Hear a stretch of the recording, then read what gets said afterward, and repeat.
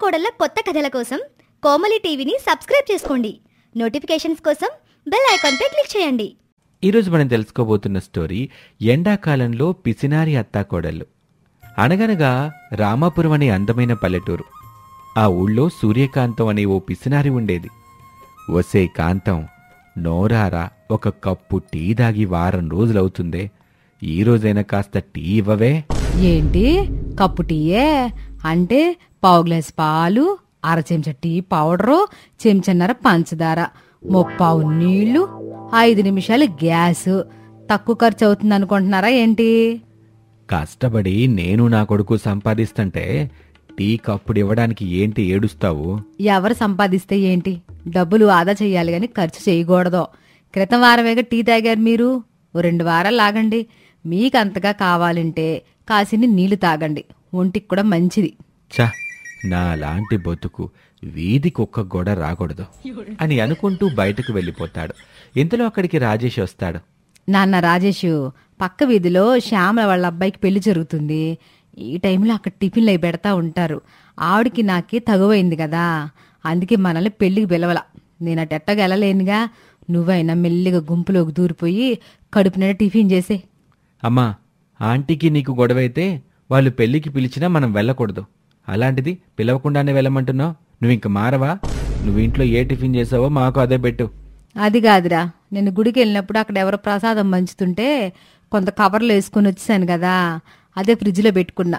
అది మీ నాన్నకి నాకు సరిపోద్ది. నిన్ను పెళ్లికి పంపిద్దాం అనుకున్నాను. సర్లే, ఆ కవర్లో ఉన్నది నువ్వు తిని. ఏంటి, నిన్నటి ప్రసాదం ఇప్పటిదాకా ఉంచావా? వామ్మో, నేను బయటికి వెళ్ళొస్తానమ్మా. పస్తులైనా ఉంటాను గాని పాచిపోయింది ఇలా తింటే చస్తానేమోనని భయంగా ఉంది అంటూ అక్కడి నుంచి వెళ్ళిపోతాడు రాజేష్. కాసేపటి తర్వాత సూర్యకాంతం బట్టలు ఉతకటానికి నూతి దగ్గరికి వస్తుంది. సరిగ్గా అదే సమయానికి శ్యామల అక్కడుంటుంది. సూర్యకాంతాన్ని చూసిన శ్యామల తన మనసులో ఇలా అనుకుంటుంది. ఛ, ఊర్లో మరో బావి లేకుండా పోయింది. నీళ్లు సరిపోవనుకుంటూ నేను ఇక్కడికి రావడం, దీంతో గొడవ పడ్డం. ఈ రోజు ఎంత పగడబందీగా వచ్చినా దీనికి దొరికిపోయాను. ఏదో ఒక కట్టు కదా అల్లేయాలి. ఓసే శ్యామల, నీకు సిగ్గులేదటే? నా ఇంటికి వచ్చి నీళ్లు తోడుకుంటావా? నీ కొడుకు పెళ్లికి చెప్పలేదు గాని నా ఇంటికి వచ్చి నీళ్లు తోడుకోవడానికి ధైర్యం ఎట్టా వచ్చింది? మర్యాదగా ఆ నీళ్ళని నూతిలో పంపేయి, లేదంటే నేనేంటో చూపిస్తా. ఊరుకో సూర్యకాంతం, నీకు నాకు మధ్య గొడవలు ఎందుకు? ఆయన ఈ బిందె నీళ్లు నేను ఊరికేం తీసుకుపోన్లే. ఈ పూట మీ కుటుంబం అంతా మా ఇంటికి భోజనానికి వచ్చేయండి. అట్టగన్నా బాగుంది. ఇప్పుడు ఒకటేంటి, 5 బిందెలు తీసుకొని వెళ్ళు. కానీ గుర్తుపెట్టుకో, నా దగ్గర నుండి ఎట్టాంటి బహుమతులు ఎవరు ఆశించని అక్కర్లేదు. ఆ విషయం అంతా ఊరంతా తెలిసిలేమ్మా. వెళ్ళొస్తాను మరి. శ్యామల పిలిచిందే తడవుగా సూర్యకాంతం తన భర్త ఇక కొడుకుని తీసుకొని శ్యామల ఇంటికి భోజనానికి వెళ్తుంది. సరిగ్గా అదే సమయానికి అక్కడ భోజనాలు వడ్డిస్తున్న కోమలిని చూసి మనసు పారేసుకుంటాడు రాజేష్. ఆహా, ఈ అమ్మాయి ఎంత అందంగా ఉందో, పెళ్ళంటూ చేసుకుంటే ఇలాంటి అమ్మాయినే చేసుకోవాలి. ఇంతలో వడ్డిస్తున్న కోమలి శ్యామలతో ఇలా అంటుంది. పిన్ని, బూరెలు చాలా తక్కువగా ఉన్నాయి. ఎవరైతే బహుమతులు ఇచ్చారో వాళ్ళకి మాత్రమే ఇద్దాము. మిగతా వాళ్ళకి అన్నం, కూర, చారు సరిపోతాయి. నువ్వు నీ పిసినారతనమో, ఎన్నిసార్లు చెప్పాను బూరెలు సరిపోవు, ఇంకొన్ని ఎక్స్ట్రాగా వండమని. నీకు మతేమైనా పోయిందా పిన్ని? ఎక్స్ట్రాగా బూరెలు వండితే గ్యాస్ నష్టం, నూనె నష్టం, పంచదార నష్టం, పప్పు నష్టమే, పిండి నష్టమే. ఇవన్నీ ఎవరు భరిస్తారు? అన్నయ్య ఇంకా బాబాయే కదా. వాళ్ళనంత నష్టపరిచి కష్టపెట్టే బదులు కాస్త జాగ్రత్తగా ఉంటే మంచిదని నా అభిప్రాయం. నా మాట విను. ఆ మాటలు విన్న రామారావు, సూర్యకాంతం ఇద్దరూ ఇలా మాట్లాడుకుంటూ ఉంటారు. కాంతం, ఆ పిల్లని చూసావా? ఎవరో గాని నీకు జూనియర్ లాగా ఉంది. అచ్చు నీలాగే మాట్లాడుతుంది. పిసినారితనానికి కొత్త బ్రాండ్ అంబాసిడర్లా ఉంది. అదే చూస్తున్నానండి. నా కొడుక్కి ఇట్టంటి అమ్మాయినిచ్చి పెళ్లి చేయాలని ఎప్పటి నుంచో కలలు కంటున్నాను. ఆ భగవంతుడే ఈ అమ్మాయిని నాకు చూపించాడు. వామ్మో, ఇంట్లో మరో పిసినారా? మా వల్ల కాదమ్మా. నువ్వు అట్లాంటి ఆలోచనలేమి పెట్టుకోబాక కాంతం. పోనీలేనన్నా, ఆ అమ్మాయి కూడా చాలా అందంగా ఉంది కదా. ఆహా, అలాగా? సరే, మరి మీకు నచ్చినట్టుగా ఉందిగా, కానియండి. ఇక భోజనాలు చేయటం అయిపోయాక సూర్యకాంతం శ్యామల దగ్గరికి వెళ్ళి ఇలా అంటుంది. శ్యామల, ఎవరి పెళ్ళో గాని బుద్ధిలోనూ లక్షణాల్లోనూ నాకు మారుపేర్లే కనిపిస్తుంది. మా యొక్క కూతురు కోమలి మనిషి మంచిదే గాని బుద్ధే, నీలా కాస్త పిసినారంతే. కాస్త పిసినారేం కాదు, పిసినారతనం టన్నులు టన్నులు ఉంది కామెలీలో. మా అబ్బాయి రాజేష్కి సరైన జోడు అనుకుంటున్నాను. ఏంటి పోయి నీ ఇంటికి కోడలుగా నా యొక్క కూతుర్ని పంపించాలా? దానికంత కర్మేం పట్టలేదు. నీ ఇంటికి పంపిస్తే కనీసం దానికి కడుపు నిండా భోజనం కూడా పెట్టవు నువ్వు. రోజుకు ఒకసారి ఖచ్చితంగా భోజనం పెడతాలే శ్యామలా, కాస్త ఆలోచించు. రాజేష్ కూడా నీ కొడుకు లాంటోడేగా, ఆడి ముఖమైన చూసి ఆలోచించు. ఉద్యోగం ఉంది, వాళ్ళ నాన్న కూడా బాగానే డబ్బు గడించి పెట్టాడు. ఇక నేనేం ఖర్చు చేస్తాను? ఉన్నదంతా ఆ పిల్లకేగా. లేదు నువ్వు ఆగి పిన్ని, పిసినారితనం అంటుందిగా. ఏమండి సూర్యకాంతం గారు, మీ ఇంట్లో వారానికి ఎన్నిసార్లు టీ చేస్తారు? వారానికి కదమ్మా, నెలకు 2 సార్లు టీ చేస్తాం. అవునా? మీ ముందు 5,000 రూపాయలు పట్టు చీర, 500 రూపాయల కాటన్ చీర పెడితే ఏ తీసుకుంటారు? ఖచ్చితంగా 500 రూపాయల కాటన్ చీర తీసుకుంటాను. డబ్బులు పెట్టైనా కాటన్ చీర కొంటాను గాని ఊరికి నేర్చిన పట్టు చీర తీసుకోకూడదు. కాటన్ చీర అయితే కట్టుకున్నంత కాలం కట్టుకుని తర్వాత మసిగుడ్లో వాడుకోవచ్చు. పట్టు చీర అనుకో, దాన్ని దాచడానికి బీరువా కొనాలి. సరైన సమాధానం. మీకు లీటర్ పాలు ఇస్తే ఎంతమందికి టీ పెడతారు? ఒక్కరు కూడా పెట్టను. ఆ పాల ప్యాకెట్ తీసుకొని వీధి చివరి షాప్ అడిగి అమ్మితే 30 రూపాయలు ఎత్తాడు. అయితే మీ ఇంటికి కోడలుగా రావడానికి నాకు ఎటువంటి అభ్యంతరం లేదు. పిన్ని, ఈ సంబంధం ఖాయం చేసేయండి. నేను వీళ్ళ అబ్బాయిని తప్ప మరెవరిని పెళ్లి చేసుకోను. సరిపోయింది. నీ పిసినారితనానికి ఆవిడ పిసినారితనానికి ఈ ఊరు అట్టుడికి పొద్దేక. అయినా నిన్ను భరించడానికి ఆ సూర్యకాంతమే సరైందిలే. అలా పెద్దలు ఒప్పుకోవడంతో రాజేష్కి కోమలికి ఘనంగా పెళ్లి జరుగుతుంది. కొన్నాళ్ళు గడిచాక శ్యామల కోమలి వాళ్ళ ఇంటికి నీళ్లు పట్టుకునేందుకు. అమ్మయ్య, ఆ సూర్యకాంతంతో పాటు నాకు కూతురు కూడా ఇదే ఇంటి కోడలు కాబట్టి ఓ బిందె నీళ్ళు నాకు దొరుకుతాయి. అక్కడికి సూర్యకాంతం వస్తుంది. ఓసే శ్యామలా, నీకింకా బుద్ధి రాలేదా? ఎప్పుడు నా బావిలో నీళ్ళు తోడుకుంటావు, మర్యాదగా ఎక్కడి నుండి వెళ్తావా లేదా? ఏమనుకుంటున్నావు కాంతం? ఇప్పుడు నువ్వు ఒక్కదానివే కాదు, నా కూతురు కూడా ఇంటి సభ్యురాలే. ఆ ధైర్యంతో నేను ఇక్కడికి వచ్చాను. వీళ్ళ మాటలు విని కోమలి అక్కడికి వస్తుంది. అత్తయ్య, ఆవిడెవరనుకుంటున్నారు? మా పిన్ని. ఆమెకు ఆ మాత్రం హక్కు ఉండదా? అది కాదు కోమలి. అత్తయ్య, మీరేం మాట్లాడకండి. పిన్ని, నీకు కావలసిన నీళ్ళు తీసుకుని వెళ్ళు. సరే కోమలి, చాలా ధన్యవాదాలు. చూసావా కాంతం, నా కూతురు నా పక్షమే. ఇదిగో ఈ 2 బిందెల నీళ్లు చాలే. సరే పిన్ని, ఈ 2 బిందెల నీళ్లు కలిపి 100 రూపాయలు అయ్యింది. ఆ 100 రూపాయలు ఇలా ఇచ్చేసి నీళ్ళు తీసుకెళ్ళు. ఏంటి 100 రూపాయలా? అవును, 100 రూపాయలే. మినరల్ వాటర్ తీసుకుంటేనే 10 రూపాయలు తీసుకుంటున్నారు. అలాంటిది ప్రకృతి సంబంధమైన బావి నీళ్లు ఆ మాత్రం 50 రూపాయలు ఎక్కువ ఉండదా? ఇంకెవరికైనా అయితే 100 రూపాయలకి అమ్మేదాన్ని. కానీ నువ్వు నా పిన్నివి కాబట్టి ఒక్కో బిందె 50 రూపాయలకి అమ్ముతున్నాను. 100 రూపాయలు ఇచ్చేసి ఆ 2 బిందెల నీళ్ళు తీసుకుని వెళ్ళు. లేదంటే ఆ 2 బిందెల నీళ్ళు ఇలా ఇచ్చేసి వెళ్ళు. 100 రూపాయల కోసం బంగారు లాంటి బిందులు వదులుకుంటానా? ఇదిగో తల్లి, నీ 100 రూపాయలు. కన్న తల్లి చెల్లిని కూడా లెక్క చేయకుండా డబ్బులు అడుగుతున్నావు చూడు. ఇంత పిసినారుగా తయారవుతావు అనుకోలేదే నువ్వు అంటూ 100 రూపాయలు ఇచ్చి వెళ్తుంది శ్యామల. కోమలి తన అత్తగారితో ఇలా అంటుంది. ఎలాగో ఈ బావి నిండా నీళ్లు మనం వాడం. అప్పుడప్పుడు ఇలా ఎవరికైనా ఇచ్చినట్లు ఇచ్చి వాళ్ళ దగ్గర నుంచి డబ్బులు తీసుకోవడమే తెలివైన పద్ధతి. అత్తమ్మా, నేను మీ కోడల్ని. నా బంగారం, పద పెరట్లో బోల్డెన్ మామిడికాయలు కాసాయి, కోసుకొచ్చి ఆవకాయ పెట్టుకుందాం. పదండి అత్తమ్మా. అలా చెప్పి వారి పెరట్లో ఉన్న మామిడికాయలన్నీ కోసి ఆవకాయ తయారు చేసేందుకు అత్తాకోడలు కూర్చుంటారు. అత్తయ్య, నాకు బ్రహ్మాండమైన ఐడియా వచ్చింది. వచ్చిందా? అయితే ఏదో లాభదాయకమైందే ఉంటది. ఏంటి ఐడియా? ఎలాగో ఇన్ని మామిడికాయలు ఆవకాయని మనం ఒకేసారి తినలేము. సగం మన ఇంటికి ఉండుకుపోగా మిగతా సగాన్ని అమ్ముకుంటే ఎలా ఉంటుందంటారు? మంచి ఆలోచన. కానీ మన దగ్గర ఎవరు కొంటారు కోమలి? అసలే మనం పిసినారు వాళ్ళమని ఊరంతా తెలిసిందే. మనం ఎక్కడ ఎక్కువ రేట్లు చెప్తామనని మన దుకాణానికి కూడా రారు. అది కూడా సరైందే. కానీ మనం మన ఊర్లో అమ్మకుండా పొలిమేరలో అమ్మితే చుట్టుపక్కల ఊరు వాళ్ళు వచ్చి కొంటారు. అప్పుడు మన ఆవకాయ త్వరగా చెల్లిపోతుంది కదా. అలా అనుకుని ఆ పిసినారి అత్తాకోడలిద్దరూ ఆవకాయ అమ్మటానికి ఒక జాడీ నిండుగా ఆవకాయ తీసుకుని పొలిమేర దగ్గరకు బయలుదేరతారు. అత్తమ్మా, మనం అమ్మడానికైతే వచ్చేసాం. కానీ పాలిథిన్ కవర్లు ఏమైనా కొనుక్కొని తీసుకొని రావాల్సిందే. వాటికి పాలిథిన్ కవర్లు ఎందుకే? అదిగో అరిటాకుల్లో పొట్లాలు గట్టి ఇవ్వచ్చు. పద, వెళ్ళి అరిటాకుల్ని తెంపుకొద్దాం. అలా అరిటాకుల్లో పొట్లాలు గట్టి పచ్చళ్ళమ్ముతూ ఉంటారు అత్తాకోడళ్ళు. అత్తమ్మా, ఈరోజు బిజినెస్ బాగా జరిగింది. ప్రతిరోజు ఇలాగే మనం కొన్ని కాయల్ని ఆవకాయ పెట్టి మన దగ్గర ఉన్న ఆవకాయలను అమ్ముతూ ఉంటే మనం బోలెడంత డబ్బు సంపాదించుకోవచ్చు. అవునవును, నీ ఆలోచన చాలా బాగుందే. కొద్ది రోజుల్లో మనం ధనవంతులు అయిపోతాము ఏమో. ఇలా పగటి గలలు గంటూ సూర్యకాంతం తన కోడలు ఎండా వాన తేడా లేకుండా ప్రతిరోజు పచ్చళ్ళమ్ముతూ ఉంటారు. అమ్మా కోమలి, మీ ఇద్దరికి ఏమైనా పిచ్చి పట్టిందా? ఇంత ఎండలో ఆ పొలిమేరలో నిల్చొని పచ్చడమ్మకపోతే హాయిగా ఇంటి దగ్గరే పచ్చళ్ళు అమ్ముకోవచ్చుగా. మన ఇంటి దగ్గరికి వచ్చి పక్కూరోళ్ళు ఎందుకు కొంటారండి?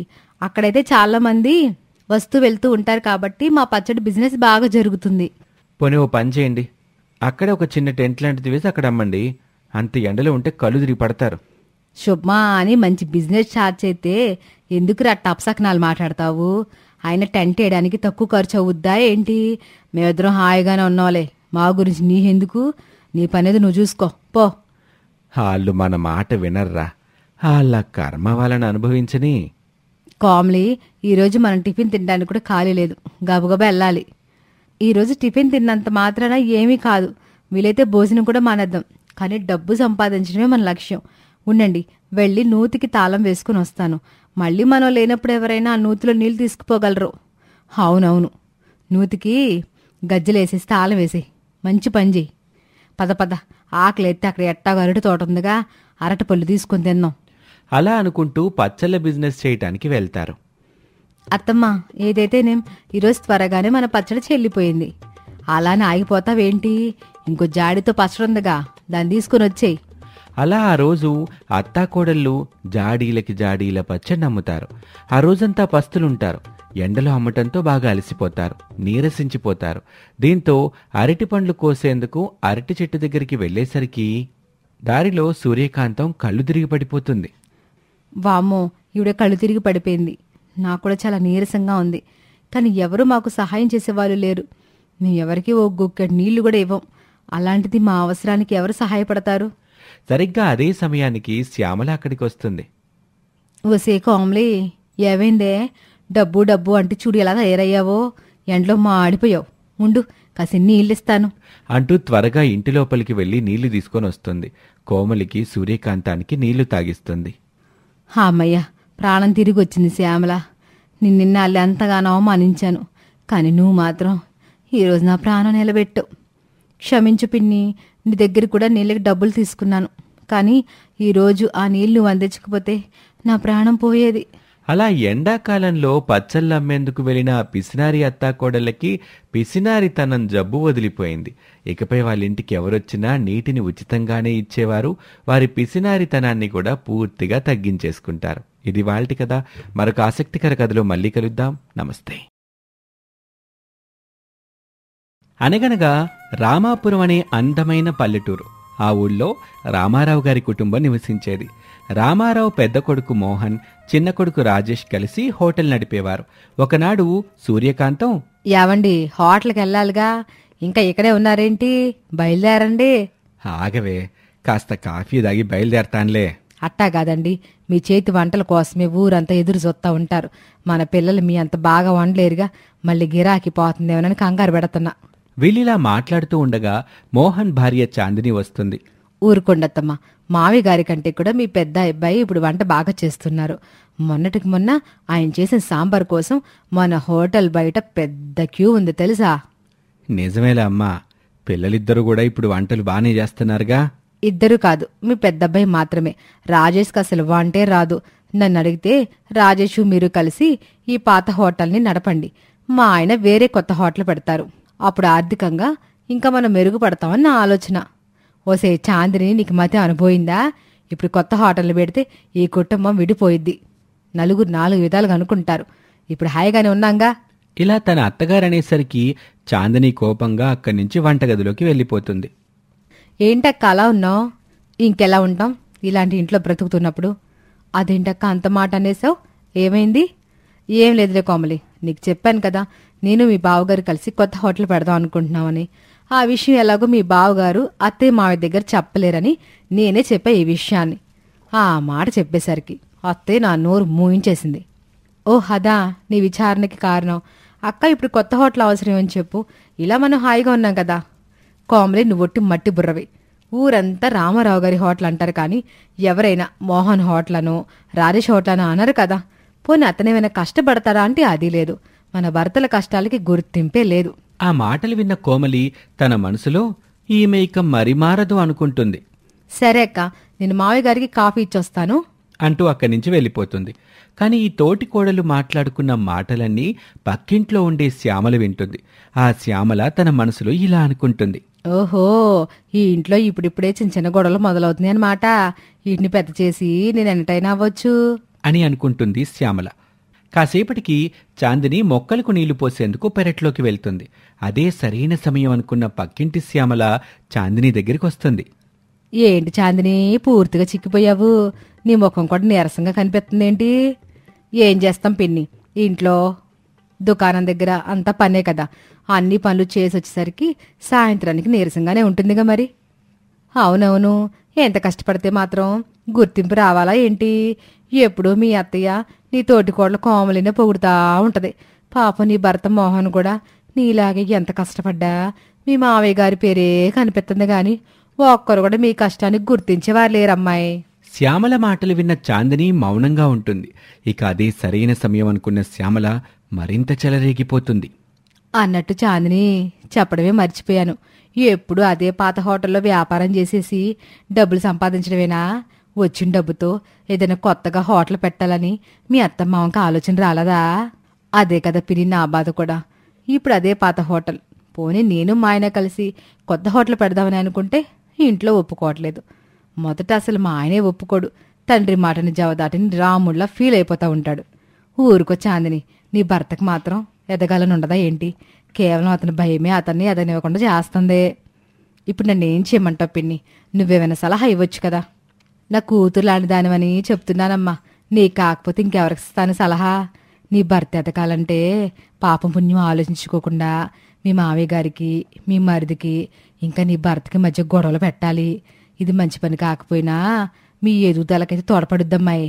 ఒక్కసారి గనక గొడవలు వచ్చాయనుకో అంతా నువ్వు అనుకున్నట్టే జరుగుద్ది. ఇలా చెప్పి శ్యామల అక్కడి నుంచి వెళ్ళిపోతుంది.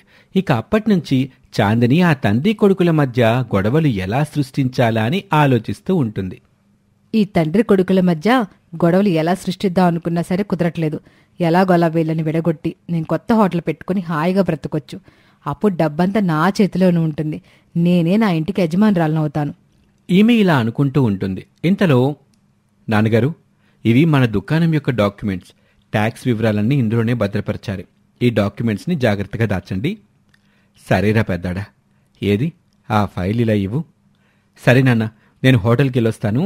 అక్కడ రాజేష్ ఒక్కడే ఉండిపోయాడు అంటూ మోహన్ హోటల్కి వెళ్ళిపోతాడు. రామారావు చాలాసేపు ఆ డాక్యుమెంట్ పేపర్లన్నీ చూస్తూ ఉంటాడు. ఇంతలో రాజేష్ ఏదో పనుండి ఇంటికొస్తాడు. ఏంట్రా చిన్నోడా, ఇంటికొచ్చావు? ఏమైనా పనుందా? ఏం లేదు నాన్నగారు, కోమలి గుడికి తీసుకెళ్ళమని చెప్పింది. ఎప్పటినుంచో అడుగుతుంది. తనని గుడికి తీసుకుని వెళ్దామని ఇలా వచ్చాను. మంచిదిరా, అప్పుడప్పుడు ఇలా గుడికి కూడా వెళ్ళొస్తా ఉండాలి. ఎలాగో అటువైపు వెళ్తున్నావుగా, మన డాక్యుమెంట్లో ఈ పేపర్ కాస్త చిరిగిపోతుంది. దీని లామినేషన్ చేయించి తీసుకురా అంటూ రామారావు ఆ డాక్యుమెంట్లోని ఒక ముఖ్యమైన పేపర్ని రాజేష్కి ఇస్తాడు. అది తీసుకుని రాజేష్, కోమలి ఇద్దరూ బయలుదేరుతూ ఉండగా, రాజేష్, ఆ పేపర్ ఇలా ఇవ్వు. నేను లామినేషన్ చేయించుకుని వస్తాను. మీరు ప్రశాంతంగా గుడికెళ్ళరండి. మరేం పర్లేదు వదినా, దారిలోనేగా నేను లామినేషన్ చేయిస్తానులేండి హాయిగా గుడికెళ్ళి షికారుగా తిరిగిరండి. మధ్యలో లామినేషన్ కూడా మీకెందుకు అని బలవంతంగా రాజేష్ దగ్గర నుండి ఆ పేపర్ లాక్కుంటుంది చాందిని. ఇక చేసేదేమీ లేక రాజేష్ ఇంకా కోమలి గుడికి వెళ్తారు. వెళ్ళండి వెళ్ళండి. ఈ పేపర్ని లామినేషన్ చేయించడానికి బదులు దీన్ని ఏ చెట్టు త్వరలో పడేస్తే ఎవరు దింజాడ తెలుసుకోలేరు. ఈ పేపర్ గురించి ఇంట్లో సాయంత్రానికి పెద్ద రచ్చ జరుగుతుంది అనుకుంటూ రాజేష్, కోమలి తిరిగొచ్చేదాకా ఎదురు చూస్తుంది. వాళ్ళు రాగానే ముసలి కన్నీరు కారుస్తూ, రాజేష్, ఘోరం జరిగిపోయింది. ఆ పేపర్ తీసుకుని వంటగదిలోకి వెళ్ళా. దానిపై సాంబార్ ఉలికిపోయి పేపర్ అంతా ముక్కలు ముక్కలుగా విడిపోయింది. నాకు చాలా భయంగా ఉంది. మీ అన్నయ్య నా ప్రాణాలు తీసేస్తారు. అయినా ఆ పేపర్ ఇంపార్టెంట్ అని మావయ్య చెప్పారు కదక్కా. దానిపై ఎలా సాంబార్ పడేశావు? అనవసరంగా ఇప్పుడు తిట్లు కాస్తావేమో. భయపడకండి వదినా, నేనున్నానుగా, అంతా నేను చూసుకుంటానులేండి. ఆ పేపర్ నా జాగ్రత్త వల్లే పోయిందని చెప్తాను అనుకుంటూ ఇంట్లోపలికి వెళ్లేసరికి అక్కడ మోహన్, రామారావు మాట్లాడుతూ కనిపిస్తారు. ఎరా చిన్నాడా, ఆ పేపర్ లామినేషన్ చేయించావా? అదే నాన్న, ఆ పేపర్ లామినేషన్కి ఇచ్చారా? అదేం అవసరం లేదు చెప్పాను కదా. దాన్ని జాగ్రత్తగా దాచితే సరిపోతుంది. అనవసరంగా దాన్ని బయటికి తీసుకెళ్తే కనిపించకుండా పోయే అవకాశం ఉంది. అన్నయ్య చెప్పినట్టుగానే జరిగిందన్నా. గుడికెళ్ళి వస్తున్నప్పుడు గట్టిగా గాలి విసిరేసరికి ఆ పేపర్ ఎగిరిపోయి కాలువలో పడిపోయింది. అదేంట్రా చిన్నోడా, అంత అజాగ్రత్తగా ఎలా ఉన్నావు? అజాగ్రత్తగా ఉన్నది వాడు కాదు, మీ అతి జాగ్రత్త వల్ల ఈరోజు మన దుకాణం యొక్క కాగితమే పోయింది. రేపు అధికారులు తనిఖీ చేయడానికి వస్తున్నారు. ఆ పేపర్ కనిపించకపోతే దుకాణం వాళ్ళ సొంతం అయిపోతుంది. ఇలా ఆ తండ్రి కొడుకులు గొడవ పడుతూ ఉంటారు. ఆ గొడవ చినికి చినికి గాలివానైనట్టు పెద్ద గొడవగా మారిపోతుంది. ఆ కుటుంబం 3 ముక్కలుగా విడిపోతుంది. క్షమించండి నాన్న. అన్నయ్య, ఇదంతా నా తప్పు వల్లే జరిగింది. నాకు కాస్త టైం ఇవ్వండి. ఎలాగోలా దాని కాపీని నేను తీసుకొస్తాను. అది అంత సులభమైన పని కాదు రాజేష్. అయినా నిన్ను కాదు, నేనెన్నోసార్లు చెప్పాను నాన్నగారికి ఆ పేపర్ జాగ్రత్తగా దాచండి అని. నిజంగానే జాగ్రత్తగా దానిని లామినేషన్ చేయించాలనుకున్నవారు ఆయనే స్వయంగా వెళ్ళి చేయించాలి. అంతేగాని నీపైన బాధ్యతలు పెట్టడం సరైన పని కాదు. ఆయన చేసిన పని వల్ల ఈరోజు మన కుటుంబం అంతా రోడ్డుపైకి వచ్చేస్తుంది. ఈరోజు మీరు పెద్దవాళ్ళయ్యి నా దుకాణంలో ఉన్నారా? కానీ మీరు పుట్టకముందు నుండి నేను నిర్మించుకున్న సామ్రాజ్యం ఆ హోటల్. దాని గురించి మీరు నన్ను ప్రశ్నించే అధికారం మీకు లేదు. ఇక మీదట మీ మొహాలు నాకు చూపించబాకండి. ఏటు పోతారో ఎక్కడి పోతారో పోండి. ఇంత జరిగాక ఇక్కడెందుకుంటాం? చాందిని, నువ్వెన్నోసార్లు అన్నావు మన ఇద్దరం వేరేగా హోటల్ మొదలు పెడదామని. అదే పని చేద్దాం పద. ఇక్కడ మనకి అసలు విలువే లేకుండా పోతుంది. ఇంకేంట్రా చూస్తున్నావు? నువ్వు కూడా బయలుదేరు. సరేనన్నా. కోమలి, పద, మనం కూడా వెళ్ళిపోదాం. అయ్యో, రే పెద్దడా చిన్నాడా, ఎక్కడికి వెళ్ళబాకండ్రా. జరిగిందేదో జరిగిపోయింది. కాంతం, నా మాటకు ఎదురుబడితే నువ్వు కూడా ఈ ఇంటి నుంచి వెళ్ళిపోవాల్సి వస్తుంది. అలా అనేసరికి సూర్యకాంతం మౌనంగా ఉండిపోతుంది. ఎవరి మానాన వాళ్ళు వెళ్ళిపోతారు. ఎవరికి వారే కొత్త కొత్త హోటళ్లు పెట్టుకుంటారు. ఒకనాడు చాందిని, ఏంటండి, మన హోటల్కి ఎవరూ రావడమే లేదు. చేసిన వంటలన్నీ వృధాగా పోతున్నాయి. నిజానికి వంటలు ఎలా చేయాలో నాకు సరిగ్గా తెలియదు. నాన్నకి మాత్రమే వంటలు బాగా చేయడం వచ్చు. ఏది ఎలా చేయాలో, ఎంతెంత వెయ్యాలో అన్నీ ఆయన చెప్పేసి ఇంటికి వెళ్ళిపోయేవారు. మామూలుగా వంట అయితే నేను రాజేష్ చేసేవాళ్ళం. ఇప్పుడు నేను వంట సరిగ్గా చేయలేకపోతున్నాను అనిపిస్తుంది. పైగా ఈ కొత్త హోటల్కి అయ్యే ఖర్చు మన ఆదాయాన్ని మించిపోయింది. దీనిని మనం ఇప్పుడే ఆపేస్తే మంచిది. అలాంటప్పుడు మనం ఎలా బ్రతుకుతామండి? ఒక పని చేద్దాం. మనం మన ఇంటికి వెళ్ళి మావయ్య గారి కాళ్ళు పట్టుకుంటే ఖచ్చితంగా మనల్ని క్షమిస్తారు కదా. నాకు కూడా అదే అనిపిస్తుంది. పాపం రాజేష్ చాలా కష్టాలు పడుతున్నాడని విన్నాను. వాణ్ణి కూడా మనతో పాటు తీసుకెళ్ళాలి. అన్నట్టు మీకు ఒక విషయం చెప్పాలండి అంటూ చాందిని తను చేసిన తప్పంతా తన భర్తకు చెప్పి ఒప్పేసుకుంటుంది. అయ్యో, ఎంత పని చేసావు చాందిని. సర్లే, మనమంతా కలిసి మాట్లాడితే సమస్యలన్నీ పరిష్కారం అవుతాయి. మరోవైపు కోమలి, రాజేష్ ఇలా మాట్లాడుకుంటూ ఉంటారు. ఆ రోజు మీ వదిన గారు చేసిన తప్పుని మీపై వేసుకున్నారు. అష్ట కష్టాలు పడుతున్నాం ఇప్పుడు. వంట అయితే బాగానే చేస్తున్నారు, కానీ మనం ఇడ్లీలు చేస్తున్నప్పుడేమో వాళ్ళు దోశ అడుగుతున్నారు. దోశలు చేస్తున్నప్పుడేమో కస్టమర్లు పూరి అడుగుతున్నారు. ఇలా ఒక గిరాకీ కూడా మన దుకాణంలో ఉండడం లేదండి. వంట అయితే నాన్న దగ్గర నేర్చుకున్నాను, కానీ అన్నయ్యలాగా హోటల్ని మేనేజ్ చేయలేను నేను. అన్నయ్య ఎవరెవరికి ఎంతెంత వండాలి, కస్టమర్ మన దగ్గరికి వచ్చి ఏది అడుగుతాడో, అది లేనప్పుడు వాళ్ళని మన దగ్గర ఉన్నది కొనిపించేలా ఎలా మాట్లాడాలని అన్నయ్యకి బాగా తెలుసు. ఎలాగోలా మన కుటుంబం అంతా మళ్ళీ కలిసిపోతే బాగుండు. ఇంతలో మోహన్ రాజేష్కి ఫోన్ చేసి తన మనసులో మాట చెప్తాడు. రాజేష్ దానికి సంతోషించి తన భార్యతో కలిసి తల్లిదండ్రుల దగ్గరకు వెళ్ళటానికి బయలుదేరతాడు. ఇంకోవైపు రామారావు, సూర్యకాంతం కూడా మాట్లాడుకుంటూ ఉంటారు. పౌరుషానికి పోయి పిల్లలిద్దరిని ఇంటి నుండి తరివేశారు. ఇప్పుడు చూడండి మన కష్టాలు. నా అహంకారంతో పిల్లలిద్దరిని ఇంటి నుండి బయటకు పంపించేశాను. కానీ నా శక్తి ఎప్పుడో తగ్గిపోయింది. వాళ్ళిద్దరే కష్టపడి హోటల్ని నడుపుతున్నారు. సహాయంతో వంటలైతే చేసేస్తున్నాను, గాని మన రాజేష్ లాగా లెక్కలు మాత్రం వేయలేకపోతున్నాను. ఎప్పటినుండో మన హోటల్కి వచ్చేవాళ్ళు ఇప్పటికీ వస్తున్నారు, కానీ ఇన్నాళ్ళలాగా డబ్బులు ఇవ్వటంలా అందరూ డబ్బులు ఎగ్గొట్టెళ్ళిపోతున్నారు. అందుకే మనం ఇలా కష్టాలు నష్టాల బారిన పడ్డాం. పిల్లలిద్దరూ ఇంటికి తిరిగి వచ్చేస్తే బావుండు అని అనుకుంటూ ఉండగా తమ కొడుకులు కోడళ్ళు ఇంటికొచ్చేస్తారు. పిల్లలు వచ్చేసారా? మీ గురించి అనుకుంటున్నావురా? మిమ్మల్ని చూడాలని మాకెంత అనిపిస్తుంది. పిల్లలు, నన్ను క్షమించండ్రా. నా కోపం వల్ల మీ ఇద్దరిని దూరం చేసుకున్నాను, కానీ మీపై ప్రేమ లేక కాదు. నాన్నగారు, మమ్మల్ని క్షమించండి. అసలేం జరిగిందంటే అంటూ జరిగిందంతా చెప్పుకొస్తాడు. చాందిని కూడా వాళ్ళని క్షమాపణ అడుగుతుంది. నన్ను దయచేసి క్షమించండి. నా వల్లే ఇంతవరకు వచ్చింది. కానీ ఆ రోజు ఆ పేపర్ని నేను ఎక్కడ పడేసానో కూడా మర్చిపోయాను. పోనీ లేక జరిగిందేదో జరిగిపోయింది. దుకాణం లేకపోతే మనకి పెద్ద బాల్కనీ ఉందిగా, అక్కడే మనం వంటలు చేద్దాం. మన ఇంటి ముందు అమ్మకాలు ప్రారంభిద్దాం. ఈ ఆలోచన బాగుంది, అట్టగే చేద్దాం. ఇలా అనుకుని పొద్దున్నే ఆ కుటుంబం అంతా నిద్రలేచి తమ బాల్కనీలో వంటలు చేయడం మొదలు పెడతారు. వండిన వంటలన్నీ తెచ్చి కిందన ఇంటి ముందు అమ్మకాలు ప్రారంభిస్తారు. మళ్ళీ మన దుకాణానికి పూర్వ వైభవం వచ్చిందండి. చూసారా, ఈ రోజు లాభం ఇంతకుముందు ఎప్పుడు కూడా నేను చూడలేదు. అవును కాంతం, ఇక అంతా మళ్ళీ మనం దుకాణాన్ని బాగా నిలబెట్టుకోగలిగాం. దేవుడి దయ ఇదంతా. అలా బాల్కనీలో వంటలు అచ్చొచ్చి ఆ కుటుంబం బాగా ఎదుగుతుంది. ఇంతలో ఒకనాడు మొక్కలకు నీళ్లు పోయటానికి వెళ్లిన చాందిని చీర ఒక చెట్టు త్వరలో ఇరుక్కుంటుంది. ఇదేంటి చెట్టు, ఎప్పుడు నా చీర ఇందులో ఇరుక్కుపోవడమే. అప్పుడు ఆమెకి ఆ రోజు తను విసిరేసిన పేపర్ అందులో కనిపిస్తుంది. దాన్ని తీసుకువెళ్లి తన భర్తకి చూపిస్తుంది. యాహూ, మన దుకాణం పేపర్ దొరికేసింది. ఇక ఆ దుకాణంపై మనకు సర్వ హక్కులు ఏర్పడతాయి. అలా ఆ దుకాణం మళ్లీ వారికే సొంతమవుతుంది. ఎప్పట్లాగానే రామారావు గారి హోటల్ 3 పువ్వులు 6 కాయల్లాగా వర్ధిల్లుతూ ఉంటుంది. తండ్రి కొడుకులు కలిసి కష్టపడుతూ ఆ హోటల్ని విజయవంతంగా నడుపుకుంటూ ఉంటారు. ఇది ఇవాల్టి కథ. మరొక ఆసక్తికర కథలో మళ్ళీ కలుద్దాం. నమస్తే.